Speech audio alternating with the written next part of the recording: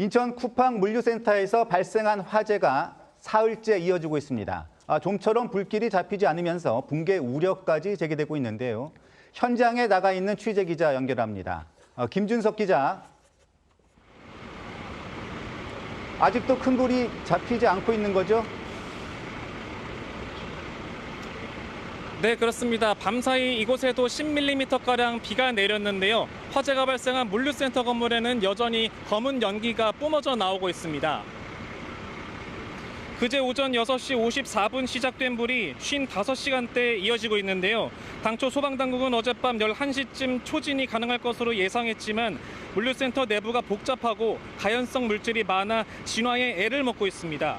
어제 저녁엔 다시 불길이 거세지면서 소방대원들이 대피하기도 했습니다. 소방당국은 굴착기로 건물 일부를 부수면서 건물에 찬 연기를 빼내고 소화용수를 뿌릴 공간을 마련하고 있습니다. 김준석 기자, 주민 대피령도 내려졌다면서요? 네, 그렇습니다. 현재 건물 내부 온도가 300도에 육박하는 것으로 알려졌는데요. 녹아내린 자재에 건물 붕괴 우려까지 제기되고 있습니다. 상황이 악화되면서 지자체는 어젯밤 11시쯤 물류센터에서 반경 116m 안에 있는 주민들에게 대피령을 내렸는데요.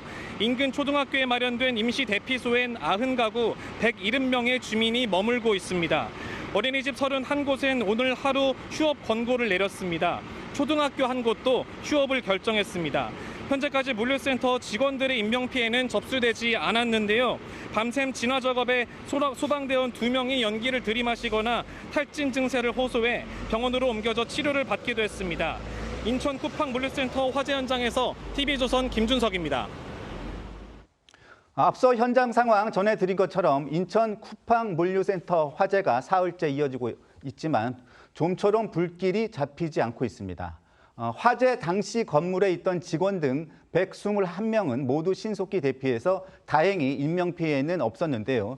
그런데 문승진 기자, 화재가 장기화되면서 건물 붕괴 가능성까지 얘기가 나오고 있습니다. 그렇습니다. 인천 소방본부에 따르면 지난 18일 오전 6시 50분쯤 인천 서구 성남동 쿠팡 제32 물류센터에서 시작된 불이 첫날 A구역 6, 7층에서 시작돼 19일에는 B구역, 또 오늘 오전에 마지막 C구역까지 번지면서 사흘째 꺼지지 않고 있습니다. 한때 불길이 잦아드는 듯했던 A구역에서도 어제 저녁 이후 다시 짙은 검은 연기가 치솟은 것으로 전해졌는데요.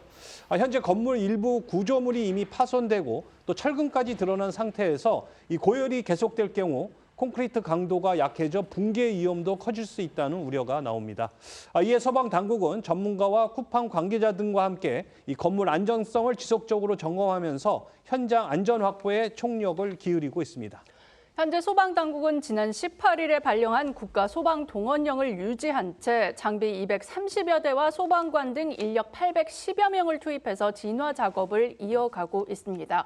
소방당국 관계자는 기존 화재 구역뿐만 아니라 다른 방면에서도 불길이 확인돼 현재 건물 전반에서 화재가 이어지고 있다면서 각 방면의 장비를 분산 배치해 연소 확대를 막고 집중 방수 작업을 벌이고 있다고 설명했습니다.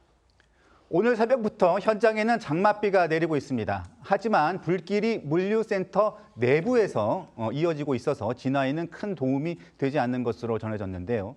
무엇보다 소방대원들의 현장 진입 자체가 쉽지 않은 상황이라면서요?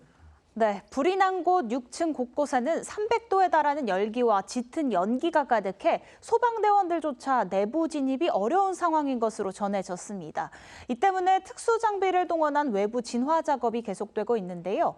어제는 외부 방수만으로는 진화에 한계가 있다고 판단해 고가 사다리차와 굴삭기 등을 이용한 파괴 작업을 통해 건물 외벽 일부를 부수고 배연과 방수 공간을 확보하는 등 진화 작업을 이어갔습니다. 소방당국 관계자는 현장에 비가 내리고 있지만 빗물이 물류센터 내부까지 닿기 어려워 진화에 큰 도움이 되지 않는다며 현장 안전을 최우선으로 고려하며 대응을 이어가고 있다고 밝혔습니다. 물류센터 내부의 불길이 사흘째 잡히지 않고 있으면서 이 화재에 취약한 이 물류센터의 구조적 문제도 주목받고 있습니다. 먼저 이 배송 속도 경쟁이 치열해지면서 이 물류센터가 점점 대형화 또 고밀화된 점이 대표적인 원인으로 꼽히는데요.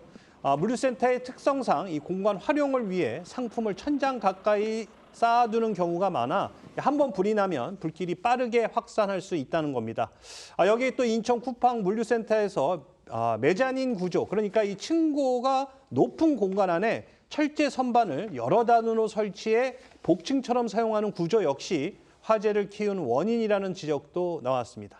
소방당국은 불을 끄는 대로 현장 감식과 CCTV 분석을 통해서 발화 지점과 이 화재의 원인, 또 스프링클러와 화재 경보기의 설치와 작동 여부 등을 조사할 방침이라고 밝혔는데요.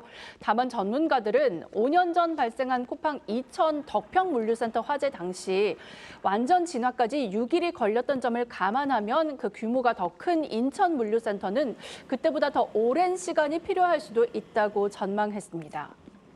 화재가 장기화하면서 건물 붕괴 우려도 커지고 있는데요. 결국 인근 지역에는 긴급 대피령까지 지금 내려진 상태죠.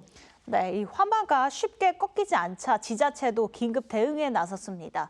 어제 오후 11시 물류센터 램프 구역 반경 116m 이내를 대상으로 주변 상가와 사무실 등의 긴급 대피령을 발령했는데요. 사흘째 화재가 이어지면서 인근 주민들의 불안도 커지고 있습니다. 매캐한 연기 탓에 창문조차 열지 못한 주민들이 불편을 겪고 있는 건데요. 목소리 직접 들어보겠습니다. 아니 엄청 연기 그냥 뿌옇고 여기로 다 그냥 새까맣게 앞이 안 보일 정도니까 숨도 못 쉬고 사람 진짜 죽을 지경이죠. 냄새 나고. 잠을 한 잠 못 잤어요. 밤새도록 제가 불안해갖고 새벽에도 계속 창문을 이렇게. 저희 지금 계단에도 꽉 찼어요. 그 가스 냄새가. 유독가스와 잿가루 피해를 우려한 인근 주택가 주민들의 자발적인 대피 행렬도 이어졌는데요. 임시 대피소로 지정된 초등학교에는 대피령 대상이 아닌 주민들도 찾아와 밤을 지새웠고요. 또 화재 현장에서 1, 2km 떨어진 이 아파트 단지까지 이 시커먼 연기가 뒤덮이면서 인천 서구는 오늘 인근 초등학교에 휴업을 결정했습니다. 또 화재 현장 인근 어린이집 31곳에도 휴원을 권고했습니다. 먼저 강성필 민주당 부대변인께 질문을 먼저 드리겠습니다. 이번 이 물류센터 화재가 한번 화재가 나면 큰 불로 이어집니다. 그리고 오래 진화 작업이 걸리기도 하고요. 그래서 이 물류센터의 소방 시설과 안전관리 이 기준 전반에 대한 보완이 필요하다는 지적이 나오는데 이 부분 어떻게 생각하십니까?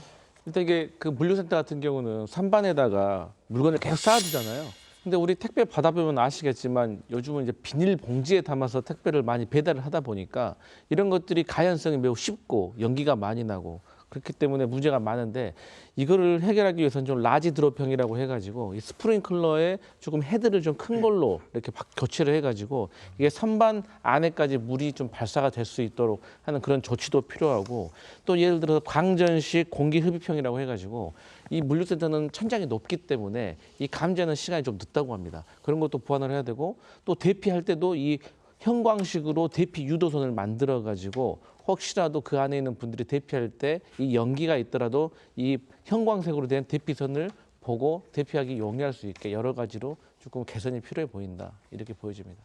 네, 이현종 의원님. 지금 사실 물류센터 화재가 이번뿐만 아니라 몇 차례 있었잖아요. 네.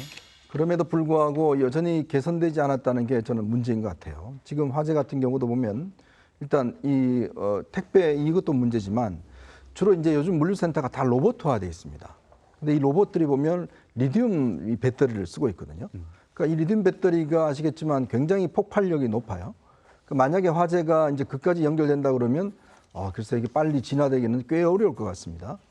자, 그렇다면 우리가 계속 지금 덕평 화재, 2020년 이천 물류센터 화재 등등이 있었는데 그러니까 이런 사고, 특히 물류센터만의 특수한 어떤 구조가 있는 것 같아요. 물건을 많이 쌓아놓기 위해서 하고 또 스프링클러가 아까처럼 이게 제대로 물건한테 가지 않는 문제점들이 있기 때문에 정말 이번에는 이 물류센터만의 어떤 특별한 화재 대책이 좀 필요할 것 같습니다. 전국에 한 600여 곳이 넘고 지금 물류가 꽤 많으면서 계속적으로 대형 물류센터가 많이 세워지고 있지 않습니까? 그럼에도 불구하고 이런 화재가 계속된다는 것은 큰 문제인 것 같습니다.